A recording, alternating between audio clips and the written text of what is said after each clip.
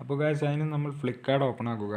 എന്നിട്ട് 500 രൂപയിൽ താഴെയുള്ള എന്തെങ്കിലും ഒന്ന് സെർച്ച് ചെയ്യുക. 500 രൂപയിൽ മേലുള്ളതിനൊക്കെ ഡെലിവറി പൈസ ഫ്രീ ആണ്. 500 രൂപയിൽ താഴെയുള്ളതിന് ഡെലിവറി പൈസ ഉണ്ട്. അത് നമുക്ക് ഇല്ലാതാക്കാം. എങ്ങനെയെന്ന് നോക്കാം. ഞാനിപ്പോൾ ട്രിമ്മറാണ് സെർച്ച് ചെയ്യുന്നത്. 500 രൂപയിൽ താഴെയുള്ള നമ്മൾ സ്ക്രോൾ ചെയ്ത് അടിക്ക് ഇങ്ങനെ പോവുക. അപ്പോൾ നമുക്ക് കാണാൻ സാധിക്കും 299 റുപ്യേൻ്റെ ട്രിമ്മർ.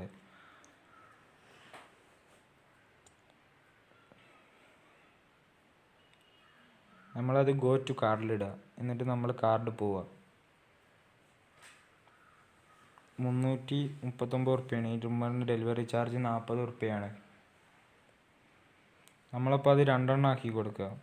അപ്പോൾ 598 റുപ്യ ഡെലിവറി ചാർജ് ഫ്രീ എന്ന് എഴുതി കാണിക്കുന്നത് കാണാം. എന്നിട്ട് നമ്മൾ ഓർഡർ കൊടുക്കുക.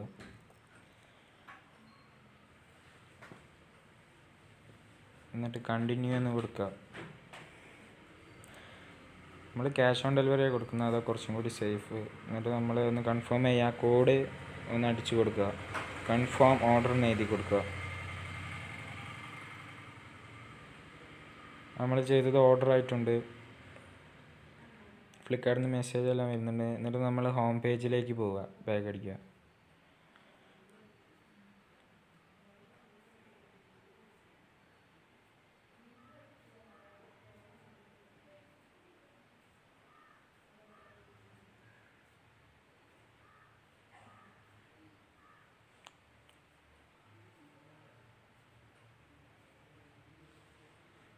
നമ്മൾ എന്നിട്ട് മൈ ഓർഡർ എന്നുള്ള സെഷൻ എടുക്കുമ്പോൾ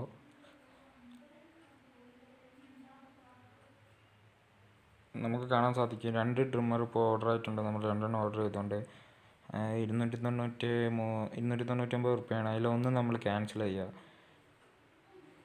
ക്യാൻസൽ ചെയ്യുമ്പോൾ എന്തെങ്കിലും എക്സ്ക്യൂസ് കൂടി ചോദിക്കാം. അതിൽ നമ്മൾ എന്തെങ്കിലും ഒന്ന് കൊടുക്കുക. എന്നിട്ട്